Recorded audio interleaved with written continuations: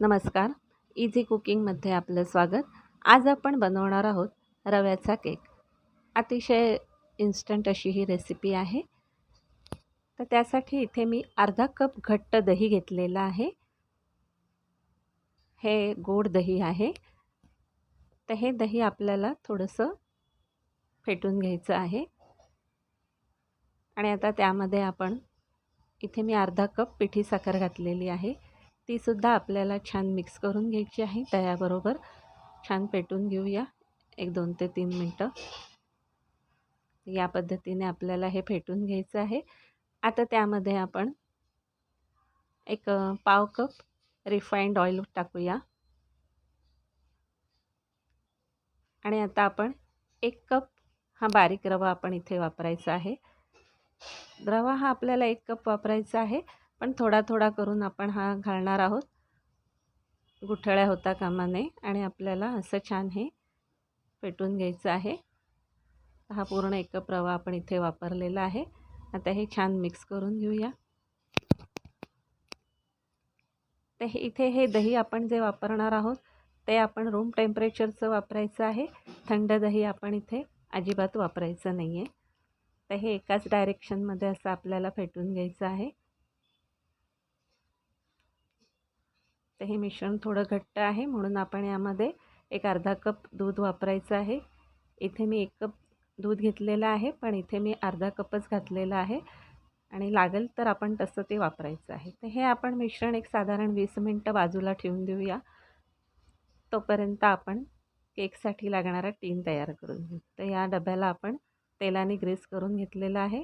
आता त्यामध्ये आपण हा बटर पेपर घालून घेऊया. गोल आकाराचा बटर पेपर कापून घ्यायचा आणि त्यालाही आपण तेलाने ग्रीस करून घेऊया. आता आपण त्यामध्ये ही कलरची 2-3 कलरची टुटी फुटी टाकून घेऊया. आणि आता आपण हा टीन बाजूला ठेवूया.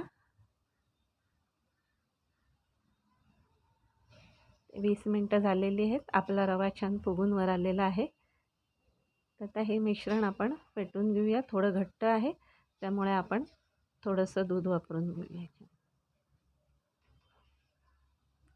आणि आता आपल्याला हे छान फेटून घ्यायचं आहे. ह्या अशा पद्धतीने आपण हे छान मिक्स करून घेऊया. आता त्यामध्ये आपल्याला एक अर्धा चमचा इथे मी व्हॅनिला एसेन्स वापरलेला आहे. तुम्हाला हवं असेल तर तुम्ही इथे वेलची पावडरसुद्धा वापरू शकतात. आणि हे मिश्रण आपण पुन्हा छान एकजीव करून घ्यायचं आहे.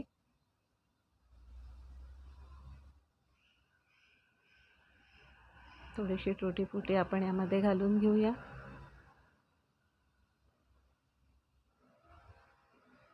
आता हे आपण एक साधारण 7 ते 8 मिनटं आपल्याला हे फेटून घ्यायचं आहे. इथे मी आता इनो फ्रूट सॉस वापरलेला आहे. तर तुम्ही इथे बेकिंग पावडर 1 चमचा आणि अर्धा चमचा सोडा घालू शकता. आता हे मिश्रण आपण या टीनमध्ये घालून घेऊया. सर्व मिश्रण घालून आपण याला टॅप करून घेऊया. तोपर्यंत इथे मी आधी कुकर प्रीहीट करायला ठेवलेला आहे. वरून आपण हे टुटी फ्रुटी घालून डेकोरेट करून घेऊया याला. आणि अर्ध्या तासासाठी आपल्याला हा केक बेक करून घ्यायचा आहे. पण तत्पूर्वी कुकर हा प्रीहीट करणे जरुरी आहे. तर आता आपण याला बेकसाठी ठेवूया. कुकरची शिट्टी आणि रिंग आपण काढून घेऊन साधारण एक अर्धा तास आपण हा बेक करूया. आता काढून घेतलेला आहे. आपला हा केक बेक झालेला आहे. बटर पेपर आपण काढून घेऊया.